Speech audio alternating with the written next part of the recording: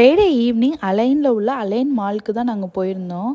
அங்கே வந்து போனோடனே கொஞ்சம் திங்ஸ்லாம் வாங்க வேண்டியது இருந்துச்சு. அதெல்லாம் வாங்கிட்டு அதுக்கப்புறமா பாப்பா கொஞ்சம் நேரம் ப்ளே ஏரியாவில் இருந்தது. அலைன் மால்லேருந்து டேரெக்டாக இப்போ நாங்கள் பிராண்ட்ஸ் ஃபார் லெஸ் ஷோரூமுக்கு வந்தாச்சு. அங்கே வந்து பிராண்டட் ஐட்டம்ஸ்லாம் வந்து கம்மியான ப்ரைஸ்க்கு இருக்கும். அங்கே ஒரு ஹீல்ஸ் போட்டு பார்த்தேன். அப்போ எனக்கு இதுதான் ஞாபகம் வந்துச்சு. இது ஆக்சுவலி நான் போன வருஷம் எடுத்தது.